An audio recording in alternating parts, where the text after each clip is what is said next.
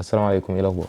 النهارده باذن الله فيديو جديد على التشانل هنتكلم فيه عن ازاي تضيف تيلويند سي اس اس للبروجكت بتاعك ايا كان الفريم ورك اللي انت شغال بيه، فيو، انجلر، ايا كان الفريم ورك مش هتفرق، هي نفس الستبس هنشرحها كلها ان شاء الله من غير ما يحصل لك اي مشاكل ويظهر لك اي ايرورز او تلاقي الستايلز بتاعتك مش بتطبق مثلا او ايا كان كل المشاكل اللي بتحصل مع تيلويند دي. فكل ده باذن الله هنشرحه النهارده. لو اول مره تشوفني فانا اسمي عمرو، انا بقدم محتوى خاص بالويب ديفلوبمنت على الشانل هنا. لو مهتم فما تنساش انك تعمل سبسكرايب عشان يوصلك كل جديد. ويلا بينا خلونا نبدأ. انا هبدأ طبعا from scratch. كريت هنا فولدر، خلينا نبدأ ان احنا نفتحه جوه فيجوال ستوديو كود بالشكل ده. تمام. طيب بعد كده تفتح التيرمينال، هتيجي على البراوزر، هتسيرش على حاجة اسمها فيت. هي عبارة عن تول بتساعدك انك تكريت البروجكت بتاعك. طبعا مش ده الاستخدام بتاعها يعني الاساسي، ولكن مؤخرا كل الناس تقريبا بقت بتكريت البروجكتس باستخدام فيت. زي ما انتم شايفين كده عندك اوبشنز كتير جدا، سواء انت شغال فيو، رياكت، سفيلت، كويك، الكلام ده كله. تمام. هتاخد الكوماند ده اللي هو create فيت وبعد كده add latest، وهتعمله بيست هنا في التيرمينال بتاعتك بالشكل ده. تمام.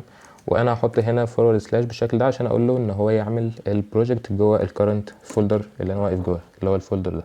تمام. بس هتضغط انتر، هيبدا ان هو يكريت لك البروجكت. هتضغط واي او يس يعني. بعد كده تختار الفريم ورك اللي انت شغال بيه. خلينا نشتغل مثلا خلينا نشتغل رياكت. بعد كده اختار جافا سكريبت ولا تايب سكريبت. تمام. بعد كده تعمل npm انستول عشان يقدر ان هو ينستول الديبنسيز كلها اللي موجوده هنا في الباكج دوت جيسون اللي هي رياكت. تمام. هياخد شويه وقت. بعد كده هتلاقي عندك الفولدر الخاص بالنود موديولز، وانت كده كريت الرياكت ابلكيشن بتاعك. طيب هتاخد كام دقيقه كده حسب سرعه النت عندك. وبعد كده زي ما قلت هتلاقي عندك النود موديولز ده اللي جواه كل الديبنسيز بتاعتك وكل الفايلز البروجكت بتاعتك محتاجها. تمام. طيب خلونا يلا نروح للجزء التاني الخاص بتيلويند نفسها. لو جيت هنا عملت سيرش في جوجل على تيلويند، هتلاقي اول نتيجه بحث هتخش عليها، هتلاقي هنا جيت ستارتد. تمام. طيب هنا كده الانستليشن ستيب هنمشي وراها خطوه خطوه، ولكن خلينا اوضح حاجه ان الانستليشن ستيبس اللي هنا دي خاصه بالفانيلا جافا سكريبت، لو تشتغل البروجكت من غير اي حاجه خالص، من غير اي فريم ورك. طيب لو انت شغال على فريم ورك، هتيجي هنا هتلاقي حاجه اسمها فريم ورك جايدز. تمام. هتختار البروجكت بتاعك انت مكريته باستخدام ايه بالظبط، او انت شغال رياكت، شغال انجلر، شغال ايه بالظبط. فاحنا في الحاله بتاعتنا احنا كريتنا البروجكت باستخدام فيت، فهختار فيت من هنا. تمام. بعد كده تبدا انك طبعا الكوماند ده خلاص احنا عملنا اللي هو create فيت، ده بيكريت البروجكت لسه يعني.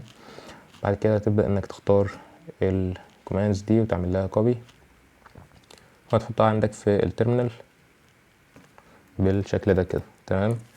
هيبدا ان هو دلوقتي انستول تيلويند، وبينستول حاجه كمان اسمها البوست سي اس اس والاوتو بريفكسر. طيب بعد ما يخلص انستليشنز هتلاقي عندك شويه فايلز ظهرت هنا زي الفايل ده والفايل الخاص بالكونفيج بتاع تيلويند. طيب خلينا كده نمشي على الخطوه اللي بعدها. هتلاقي عندك الكلام ده المفروض انك تاخده كوبي وتحطه عندك فين، هتحطه في التيلويند دوت كونفيج. الكلام ده ببساطه هو عباره عن انت بتقول له الاكستنشنز اللي يقرا فيها تيلويند. تمام. طيب خلينا ناخد كوبي بالشكل ده، وبقول له كل الاكستنشنز اللي هي اللي هنا دي. تمام. اي حاجه جوه السورس، بعد كده دوت جي اس او دوت تي اس، جافا سكريبت او تايب سكريبت او جي اس اكس او تي اس اكس، تبدا انك تقرا تيلويند في الفايلز دي. تمام. طيب اللي بعد كده بتبدا انك تامبورت بقى الكلاسز او اليوتيليتي كلاسز الخاصه بتيلويند نفسها، عشان لما تحط كلاس معين يبدا ان هو يشتغل. فهنحطها فين؟ هنحطها في الاندكس سي اس اس اللي هو الفايل الاساسي. طبعا مش لازم يكون الاندكس يعني، ايا كان الفايل الاساسي انت مسميه جلوبال، مسميه مين مثلا، مش هيفرق الاسم يعني، ولكن حطه في المكان اللي هو بيكون جلوبال على الابلكيشن بتاعك كله. تمام. طيب دلوقتي خلاص احنا عملنا امبورت لليوتيليتي كلاسز، تبدا انك ترن البروجكت بتاعك. وخلينا كده نرن ونجرب. فهاجي هنا هقول له npm run dev، وابدا ان انا اجرب اي كلاس في تيلويند. تمام. ده كده شكل الابلكيشن بتاعي. خلينا نروح على الاب هنا وهمسح كل ده، وابدا ان انا اكريت h1 مثلا ونسميه hello this is working. تمام. لو جيت دلوقتي فتحت الابلكيشن عندنا هنا ال H1. طيب خلينا يلا نجرب تيلويند. هاجي هنا في ال H واقول له كلاس نيم واحط له مثلا background red 900 بالشكل ده. اقول له مثلا padding 4 وخلينا نجرب. فدلوقتي طبعا اشتغلت مفيش اي مشاكل. تمام. طيب خلينا نجرب مثلا نخليها تكست 3 XL. نكبر الفونت بتاعنا شويه هتلاقيها شغاله معاك ومفيش اي مشاكل.